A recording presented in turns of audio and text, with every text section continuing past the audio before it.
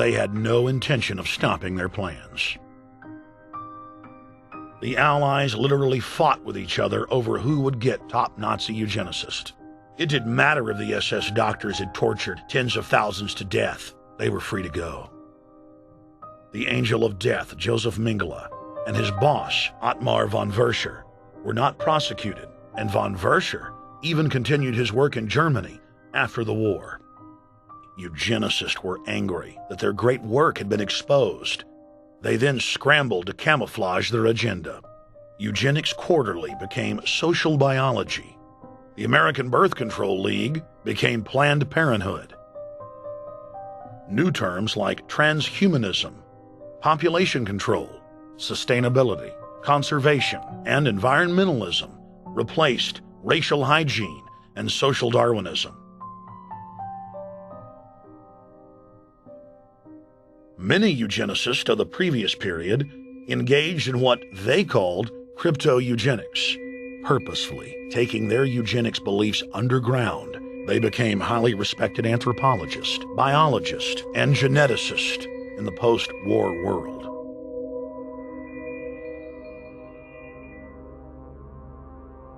The Allies then smuggled thousands of Nazi scientists out of Germany and placed them in key scientific positions, ranging from bioweapons to rocketry throughout the military-industrial complex. The founder of IBM was a devout follower of Hitler. Thomas J. Watson had supplied his punch-card computers and IBM technicians to the Nazis for use in the death camps. Tattoos on camp victims were IBM human identification numbers, which fed into the computers. IBM had used similar punch card systems as early as 1928 in a Jamaican race mixing study. The first real computers were literally invented by a eugenicist for eugenics. UN chieftain and unrepentant eugenicist Julian Huxley argued that since the leaders of eugenics had founded the environmental and conservation movements, that they should be used as vehicles in the formation of a world government. Just as H.G. Wells had envisioned, this government would be controlled by a scientific dictatorship and would be guided by the principles of eugenics.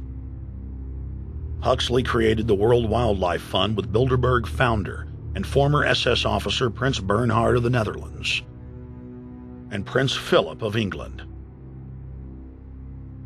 In the event that I am reincarnated, I would like to return as a deadly virus in order to contribute something to solve overpopulation.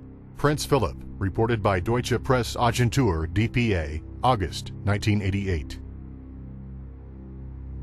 Aldous Huxley, author of Brave New World and brother of Julian Huxley, gave a speech at Berkeley in 1962, shortly before his death.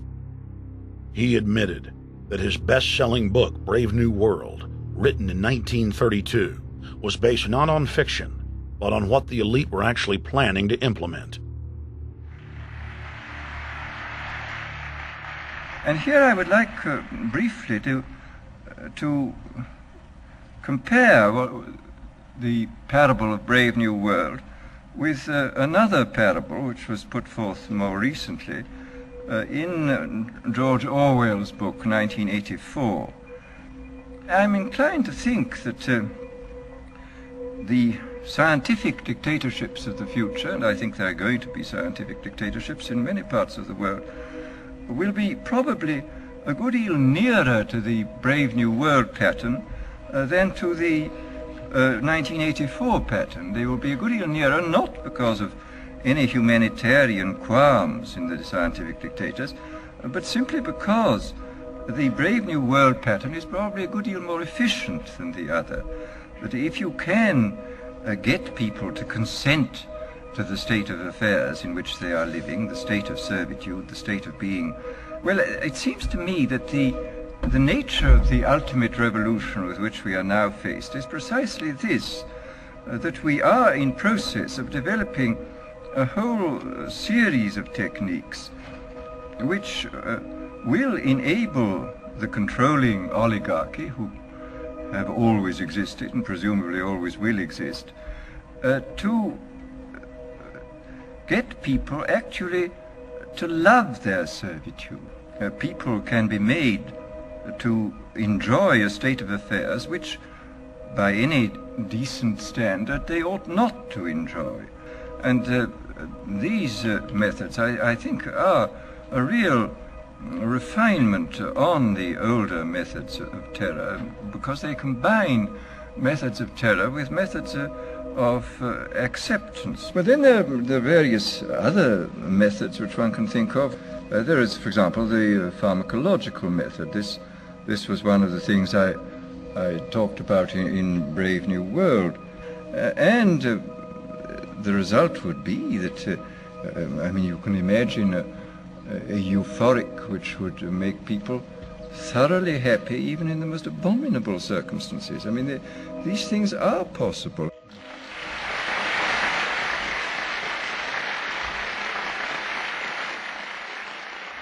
The elite have left a massive wave of destruction behind them as they cold-bloodedly experiment on civilian populations as if we are lab rats.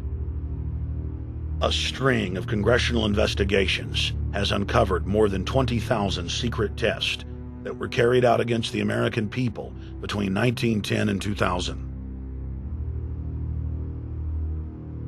One well-known eugenics study, the Tuskegee Syphilis Project, killed hundreds of blacks and spanned 40 years until whistleblowers exposed it in 1972.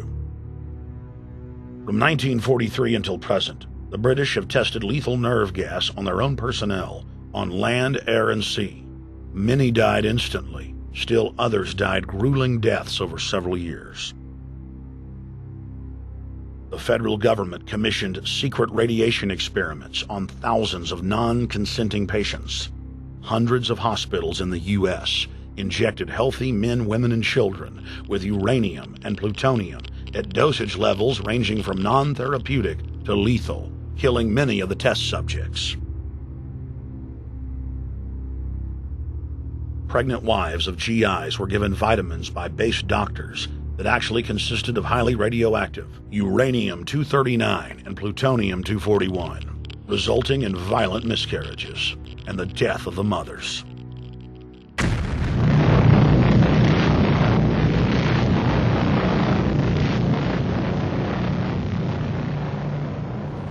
Soldiers, sailors, and Marines were used as guinea pigs in hundreds of atomic and hydrogen bomb tests. Patriotic Americans were radiated side by side with lab animals.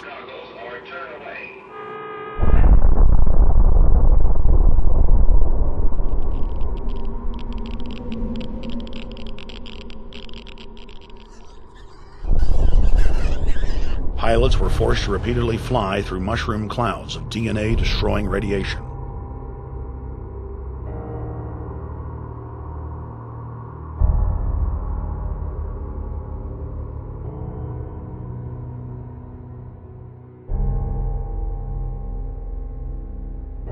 From 1951 to 1961, the U.S. Army paid Israel's health ministry 3 million lira to conduct radiation testing on Sephardic children that immigrated to Israel.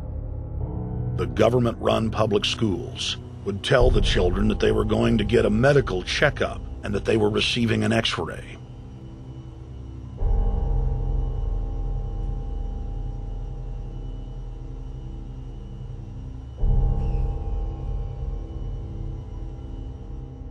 The Pentagon had already radiated more than 4,000 institutionalized children in the United States, many of which had died. More than 110,000 of the darker-skinned Jews were given 35,000 times the maximum dose of X-rays to the head repeatedly. Many of the children died within months. All of them lost their hair. Some still live today and endure excruciating health problems. The covert testing of chemical, biological, and radiological agents on unsuspecting populations continues worldwide today. From 1940 to 1979, the vast majority of the British population was sprayed by aircraft more than 2,000 times with deadly chemicals and microorganisms without ever being told.